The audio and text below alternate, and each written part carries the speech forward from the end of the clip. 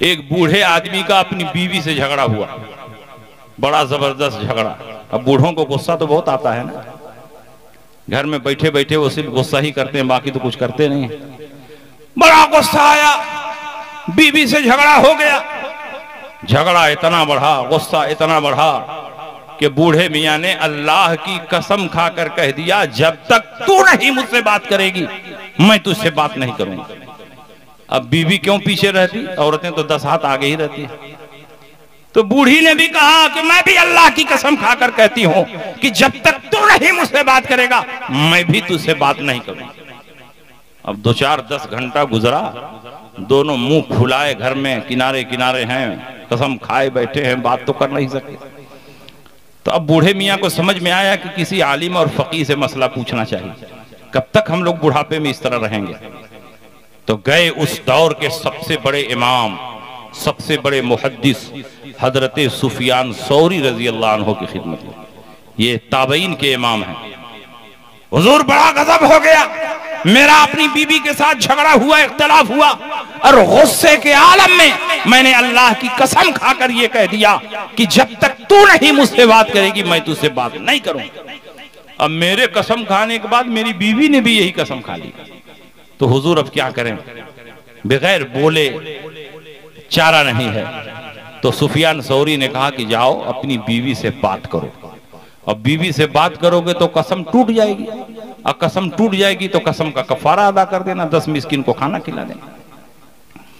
आ रहे थे वापिस, रास्ते में सोचा कि इमाम आजम अबू हनीफा का बड़ा नाम है, अभी नौजवान है, ताज़ा इल्म है, जरा देखें ये क्या बताते हैं। और अवाम का यही हाल है कि 10 दारुल इफ्ता में 10 मुफ्ती के पास फतवा पूछने के लिए पहुंचेंगे कि कहीं से हमारे मतलब का आ जाए।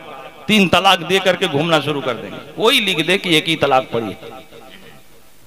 तो उसने इमाम आजम के यहाँ पहुंचकर कहा, हुजूर मेरा अपनी बीवी से झगड़ा हुआ, इख्तलाफ हुआ, और मैंने अल्लाह की कसम खाकर कह दिया जब तक तू नहीं मुझसे बात करेगी मैं तुझसे बात नहीं करूंगा। और मेरे कसम खाने के बाद मेरी बीवी ने भी यही कसम खा लिया कि जब तक तू नहीं मुझसे बात करेगा मैं भी तुझसे बात नहीं करूंगा। तो क्या मेरा हुक्म है? इमाम आजम ने कहा, अपनी बीवी से बात करो, और कसम का कफारा देने की कोई जरूरत नहीं, मिस्किन को खिलाने की कोई जरूरत नहीं। तो कहा, अरे इतने बड़े इमाम ने तो फरमाया है कि 10 मिस्किन को खिला, और ये कहते हैं कि कफारा देने की कोई जरूरत नहीं। फिर भागता हुआ सुफियान सौरी के पास गया, कहा कि आप मुझको गलत मसला बताते हैं, मेरा पैसा बर्बाद कराना चाहते हैं। कहा, कौन सा मसला गलत बताया? कहा, आपने अभी बताया जाओ अपनी बीवी से बात करो और कसम का कफारा अदा करो। अबू हनीफा तो कहते हैं बीवी से बात करो, कसम का कफारा देने की कोई जरूरत नहीं। अच्छा, अबू हनीफा ने ऐसा कहा, चलो मैं देखता हूं। उसके बाद सुफियान सौरी बड़े जलाल के आलम में इमाम आजम अबू हनीफा के पास आए। कहा, अबू हनीफा तुम लोगों को गलत गलत मसला बताते हो। कहा, हुजूर कौन सा मसला मैंने गलत बताया? कहा, बड़े मियाँ को अभी तुमने बताया कि जाओ अपनी बीवी से बात करो और कफारा देने की कोई जरूरत नहीं, मिस्किन को खिलाने की कोई जरूरत नहीं। कहा, हाँ हुजूर ये तो बताया है, लेकिन मैं चाहता हूं कि बड़े मियाँ फिर खड़े हो जाएं, अपना मैटर और किस्सा फिर से बयान करें, आप भी गौर से सुने, मैं भी गौर से सुनूं, देखा जाए किसका जवाब सही है। क्योंकि जब तक मुफ्ती सवाल को सही तौर पर समझ नहीं लेगा उस वक्त तक उसका जवाब सही नहीं हो सकता। मैं कहता हूं बड़े मियाँ खड़े हो जाए। बड़े मियाँ खड़े हुए, उन्होंने अपना वाकया और किस्सा बयान किया कि मेरा अपनी बीवी से झगड़ा हुआ, इख्तलाफ हुआ, तो मैंने अल्लाह की कसम खाकर कह दिया जब तक तू नहीं मुझसे बात करेगी मैं नहीं बात करूंगा। और यही कसम मेरे बाद मेरी बीवी ने भी खा लिया कि मैं भी अल्लाह की कसम खाकर कहती हूं जब तक तू नहीं बात करेगा मैं भी तुमसे बात नहीं करूंगी। इमाम आजम ने कहा, कुछ आपने नोट किया कि नहीं नोट किया? शौहर के कसम खाने के बाद बीवी कसम खा रही है, और किस तरह कसम खा रही है? जब तक तू नहीं मुझसे बात करेगा मैं तुझसे बात नहीं करूंगी। तो बीवी ने तो बात कर लिया, जब बीवी ने बात कर लिया तो अब शौहर अपनी बीवी से बात करेगा तो कसम नहीं टूटेगी, जब कसम नहीं टूटेगी तो कसम का कफारा क्यों देना पड़ेगा? सुफियान सौरी ने कहा, कसम है ऐ अबू हनीफा, तेरा दिमाग जहां फौरन पहुंचता है हम लोगों का दिमाग 2 साल में भी वहां नहीं पहुंचता। ये इमाम आजम की शान है। और ये गैर मुकल्लिदीन कहते हैं कि हम इमाम आजम से ज्यादा हदीस जानते हैं। उनको तो सिर्फ 17 हदीसें याद थी। इमाम आजम ने अपनी जिंदगी में 86,000 नए नए मसाइल को कुरान और हदीस की रोशनी में निकाला। 86,000। आज मुफ्ती किताब देख करके जुजियात नकल करके फतवा लिखे तो 86,000 फतवा नहीं लिख सकता। और इमाम आजम ने नए नए मसाइल कुरान और हदीस की रोशनी में, अपने बनाए हुए रूल और रेगुलेशन की रोशनी में, कानून और ज़ाब्ते की रोशनी में 86,000 मसाइल का इस्तिंबात और इस्तिखराज किया। 38,000 मसाइल इबादत से मुताल्लिक निकाले और बाकी मसाइल मुआमलात से मुताल्लिक निकाले। दुनिया में इतना बड़ा इमाम पैदा नहीं हुआ। इसीलिए इमाम शाफी से किसी ने पूछा कि इमाम आदम अबू हनीफा का क्या मकाम है आपकी नजर में, तो इमाम शाफी फरमाते हैं अन्नासु अयालुन फिल फिक़्ह अला अबी हनीफा मन लम यंजुर फी कुतुबी लम यतफक़्क़ह फी दीन व लम यतबहर। सारे के सारे फुक़हा, सारे के सारे मुफ्तियान किराम और क़यामत तक जो पैदा होंगे वो भी सब फिक़्ह के मामले में आपकी औलाद हैं और आप सबके बाप हैं। जिसने आपकी किताबों को पढ़ा नहीं, न फ़क़ीह बन सकता है न मुतबहिर आलिम दीन बन सकता है। ये शान है इमाम आज़म। हर आदमी दिमाग रखता है, लेकिन दिमाग वही जो नतीजे पर पहुंच जाए। इमाम आज़म अबू हनीफा की खिदमत में एक शख्स हाजिर हुआ और उसने कहा, हुजूर मैंने खजाना कहीं दफन किया था कि जब जरूरत आएगी तो खजाना खोद कर निकाल लूंगा। उस जमाने में बैंक तो होता नहीं था कि बैंक में लाकर में ले जाकर के अपना माल रख दो। मैंने कहीं खजाना दफन किया था, लेकिन यह नहीं मालूम हो पा रहा है कि कहां दफन किया था। दिमाग से बात उतर गई। हुजूर आप इतने बड़े इमाम हैं, मेरी परेशानी को हल फरमा दें, आप बताएं कि खजाना कहां दफन किया था। इमाम आजम ने फरमाया कि शरीयत का मसला पूछते तो मैं बता भी देता, अब तुमने खजाना कहां दफन किया था ये मैं कैसे बता सकता। आज का झरफुको होगा तो कहता था 11,000 लिया बता देता, वो भी 11,000 चला जाएगा, खजाना भी नहीं मिलेगा। उसने कहा, हुजूर इतने बड़े इमाम, इतने बड़े मुहद्दिस, क्या किसी हदीस की रोशनी में आप जुगाड़ नहीं बना सकते कि मेरा खजाना मिल जाए। इमाम आजम ने फरमाया कि तुमने मेरे ऊपर हुस्न जन रखा तो मैं एक जुगाड़ तुम्हारे लिए बता देता। आज की रात इशा की नमाज पढ़ने के बाद ताजा वुजू करो, मस्जिद के कोने में खड़े हो जाओ और इस बात का पुख्ता इरादा करो कि आज की रात 100 रकात नफली नमाज पढ़ना ही पढ़ना, और 2-2 रकात करके नमाज पढ़ो। सलातुल लैल मसना मसना, रात की नमाज 2-2 करके पढ़ी जाती है और 4-4 रकात करके पढ़ना भी अब जायज है। 100 रकात नफली नमाज पढ़ना और कल आकर मुझको रिपोर्ट पेश करो। वो आदमी चला, उसने सोचा कि 100 रकात पढ़ने से मेरा खजाना मिल जाए तो इससे बेहतर और क्या। इशा की नमाज पढ़ा, फिर ताजा वजू बनाया, मस्जिद के कोने में खड़ा हुआ और पुख्ता इरादा किया। पुख्ता इरादा ही का नाम नियत है, जुबान से कहना जरूरी नहीं। दिल में पुख्ता इरादा जमाया कि आज 100 रकात नफली नमाज पढ़ना ही पढ़ना है। और अभी पहली 2 रकात की नियत बांधा था, 1 रकात पढ़ चुका था, दूसरी रकात में अभी पहुंचा था। जब तक तो झट दे याद ही आ गया खजाना कहां दफन किया। जब याद आ गया तो कौन नमाज पढ़ता है, फावड़ा उठाया और खुदाई शुरू किया और खजाना मिल गया। सुबह को इमाम आजम की खिदमत में पहुंचा, हुजूर बड़ा अच्छा जुगाड़ आपने बताया, नमाज भी नहीं पढ़नी पड़ी और खजाना मिल गया। कहा क्या हुआ, जरा मुझको भी कुछ बताओ। तो कहा, हुजूर क्या हुआ, जैसे आपने कहा था वैसे ही मैंने किया। इशा की नमाज पढ़ने के बाद ताजा वजू बनाया, मस्जिद के कोने में खड़ा हो गया और 2 रकात पुख्ता इरादे के साथ नमाज पढ़ने की नीयत से नियत बांधा। 100 रकात पढ़ने का इरादा कर लिया।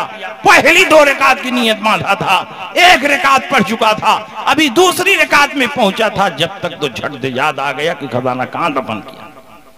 इमाम आजम ने पूछा, जब याद आ गया तो क्या किया तुमने।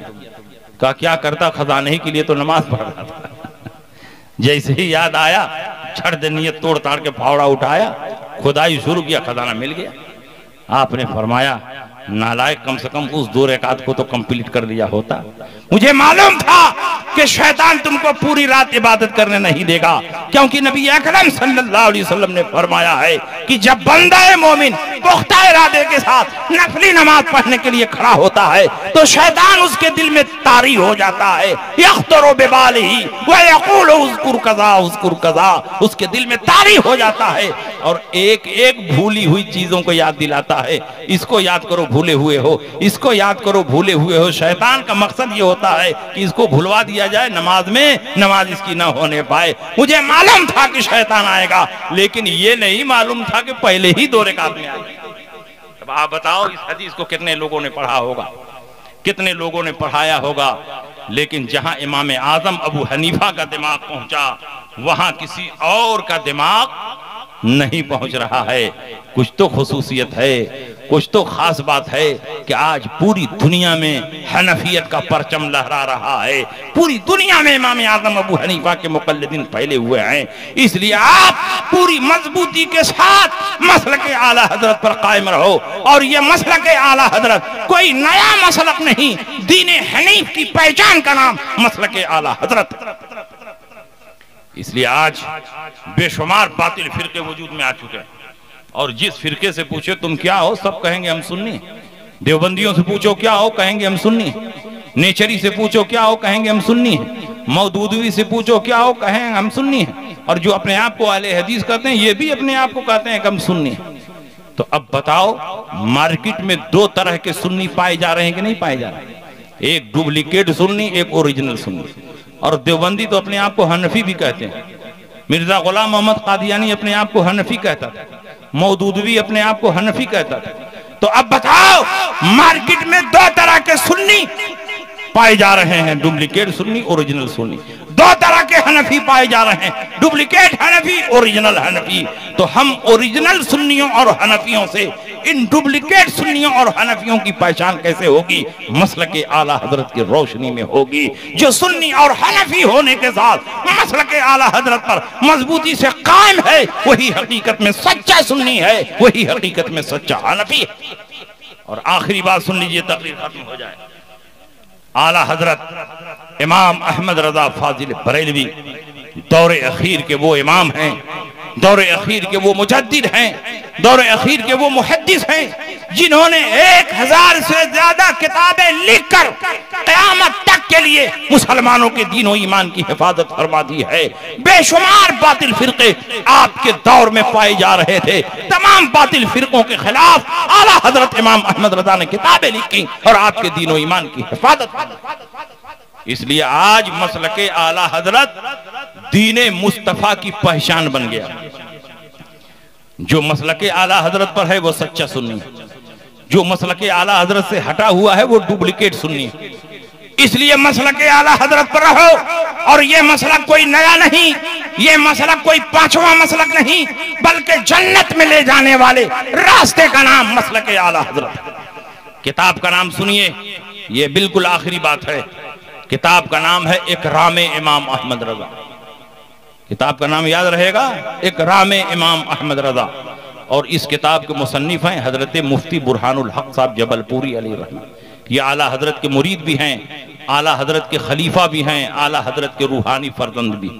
आला हजरत ने बेशुमार हुदूद में उनको अपना रूहानी बेटा बताया। जब आला हजरत मक्के की सरजमीन पर सिर्फ 8.5 घंटे में अद-दौलतुल मक्किया बिल मादतुल गैबिया तस्नीफ फरमाते हैं। और जब आप हज से वापस आए तो मुफ्ती बुरहानुल हक साहब जबलपुरी आला हजरत का इस्तकबाल करने के लिए बंबई पहुंचे।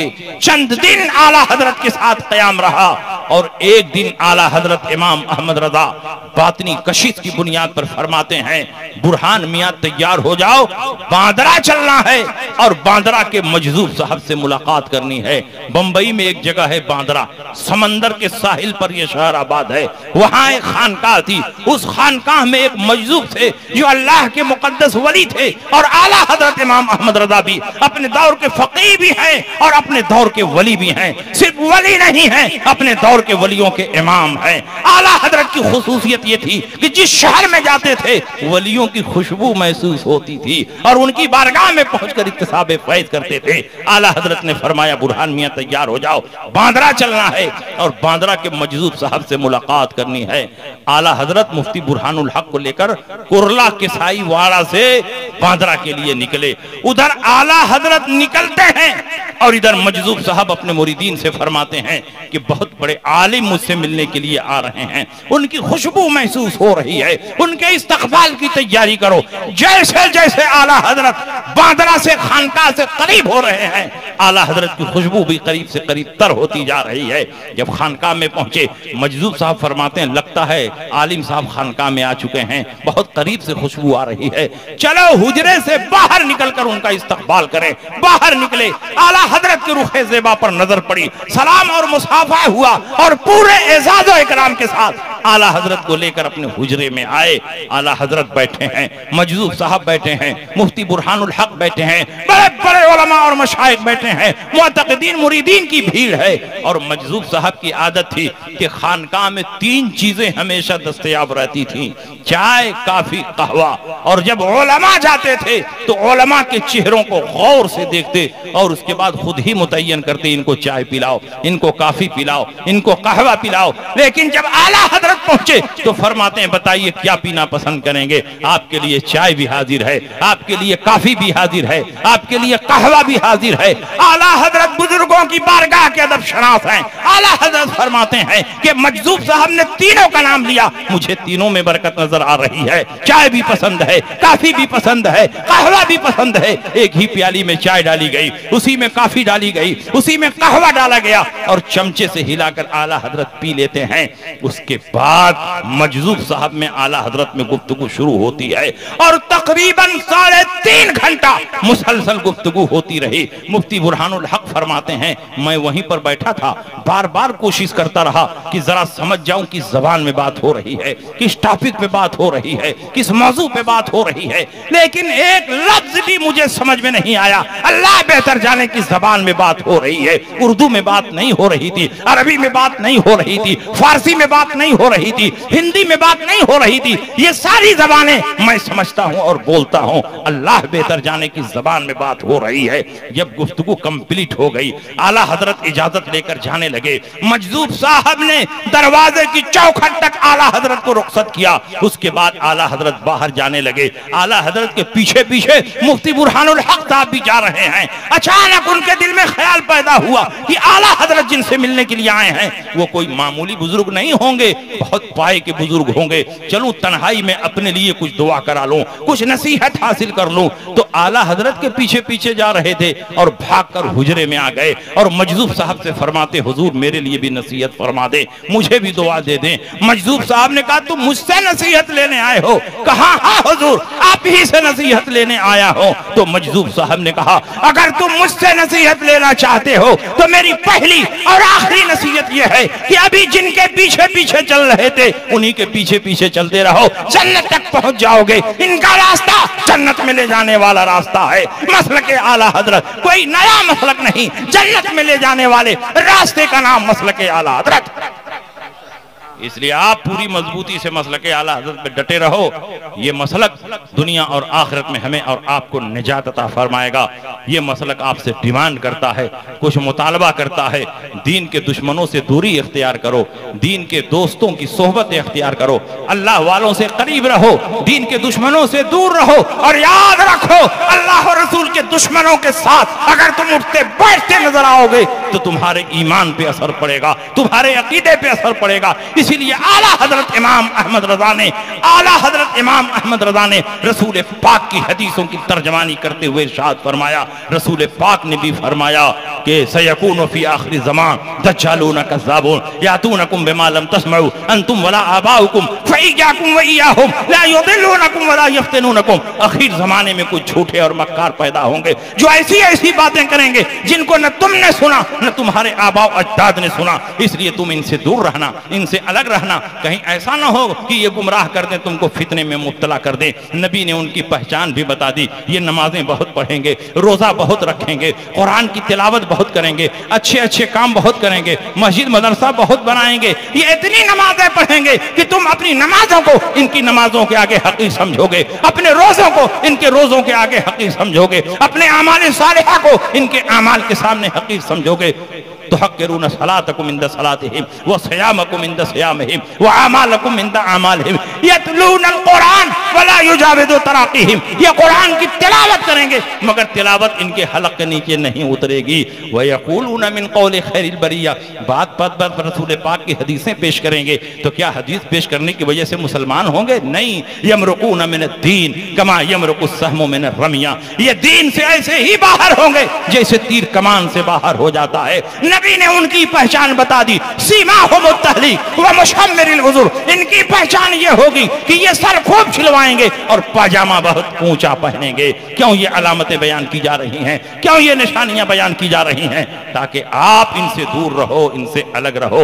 यही पैगाम आला हजरत ने सुनाया। दुश्मन अहमद पे शिद्दत कीजिए, मुल्हिदों की क्या मुरव्वत कीजिए, गाज में जल जाए बेदीनों के दिल, या रसूल अल्लाह की कसरत कीजिए चर्चा उन्हीं का सुबह शाम, जाने काफिर पर क़यामत कीजिए, मिसले फारिज ज़ल्ज़ले हो नज़्द में जिक्र आयात विलादत कीजिए।